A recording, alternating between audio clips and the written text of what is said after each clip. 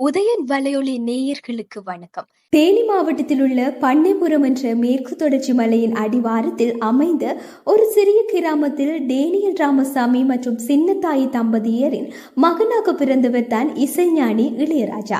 Communist கட்சியின் பிரச்சார பாடகராக இருந்த தனது அண்ணன் பாவலர் வரதராஜன் அவர்களோடு இணைந்து கேரளா மற்றும் தமிழ்நாட்டின் பல ஊர்களில் இசை நிகழ்ச்சிகள் நடத்தி வந்ததே இவரது ஆரம்ப கால இசைப்பணியாக இருந்தது. தனது 25வது வயதில் சென்னைக்கு வந்து பல போராட்டங்களுக்கு பின் தன்ராஜ் ஆசிரியரிடம் மேற்கத்திய இசை நுட்பங்களை அறிந்து கொண்டதோடு லண்டன் ட்ரினிட்டி இசை கல்லூரியில் மேற்கத்திய செவ்வியல் கிட்டார் இசையில் பயிற்சி மேற்கொண்டு தங்கப்பதக்கமும் வென்றார். ஆரம்ப காலங்களில் பல்வேறு இசைக்குழுக்களில் ஒரு கிட்டார் இசைக்கலைஞராகவும் காம்போ ஆர்கன் வாசிப்பவராகவும் பயணித்து வந்த இசைஞானி இளையராஜா 1970களின் தொடக்கத்தில் இசையமைப்பாளர் ஜி.கே. வெங்கடேஷ் அவர்களிடம் உதவியாளராக பணியமர்த்தப்பட்டு அவருடைய நூற்றுக்கணக்கான கன்னட திரைப்பட பாடல்களில் தனது பங்களிப்பை கொடுத்தவர். எளியோரும் வலியோரும் ரசிக்கும் வண்ணம் நம் மண் சார்ந்த இசையின் தன்மையையும் அதன் தொன்மையையும் திரை இசை என்ற கருவி மூலம் உலகிற்கே கொண்டு வந்த ராகதேவன் இளையராஜா 1976ஆம் ஆண்டு வெளிவந்த அன்னக்கிளி என்ற திரைப்படத்தின் மூலம் தயாரிப்பாளர் பஞ்சு அருணாச்சலம் அவர்களால் வெள்ளித்திரைக்கு ஒரு இசையமைப்பாளராக அறிமுகப்படுத்தப்பட்டார்.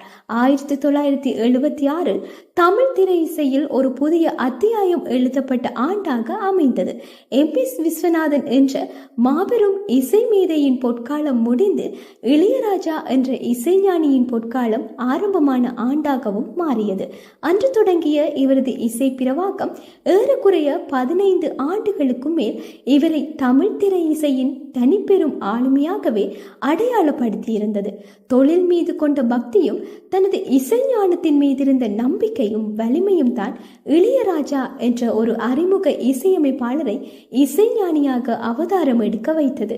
படங்களை நம்பி அவர் இல்லை, அவரை நம்பித்தான் படங்கள் இருந்தன என்பதே உண்மை. ஒரு பாடலை உருவாக்க வாரமோ அல்லது மாதக்கணக்கில் நேரமோ இளையராஜாவிற்கு தேவைப்பட்டதே இல்லை. தென்றல் வந்து தீண்டும் போது என்ற பாடலை உருவாக்க இசைஞானி எடுத்துக்கொண்டது வெறும் அரை மணி நேரம்தான். தெம்மாங்குமெட்டில் அமைந்த சில பாடல்களுக்கு ஜாஸ் இசையின் பின்னணியிலும் ஒரு நாட்டுப்புற பாடலை அபூர்வமான கர்நாடக இசையின் ராகத்தில் அமைக்கும் வல்லமையும் இவருக்கு கைவந்த கலை. இவ்வாறு உருவான இவரது பாடல்கள் ஏராளம். இசைஞானி இளையராஜாவின் மற்றொரு சாதனை என்பது திரைப்படத்தின் பின்னணி இசைக்கோர்ப்பு.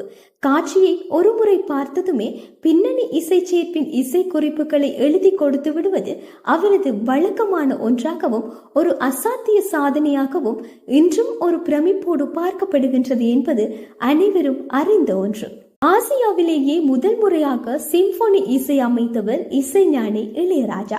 குறைந்தது 6 மாதமாவது ஆகும். ஆனால் வெறும் 13 நாளிலே கம்போஸ் செய்து அனைவரையும் மிரளச் செய்தவர் தான் இசைஞானி இளையராஜா. தேசிய விருதுகள், பத்ம விருதுகள், தமிழ்நாடு அரசு திரைப்பட விருதுகள், கலைமாமணி விருது, பிலிம்பேர் விருதுகள், கேரள மாநில திரைப்பட விருதுகள், சங்கீத நாடக அகாடமி விருது, முனைவர் பட்டம் என விருதுகளும் பட்டங்களும் இவர் கைவசம் வந்து பெருமை அடைந்திருக்கின்றன.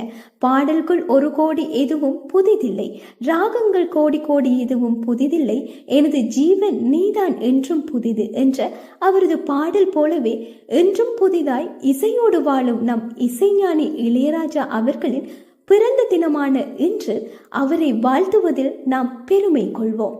இது போன்ற சுவாரஸ்யமான வண்ணத்திரை நிகழ்ச்சியோடு மீண்டும் உங்களை சந்திக்கும் வரை உங்களிடமிருந்து விடைபெற்றுக் கொள்ளும் நான் லிஷா தரணீஸ்வரன்.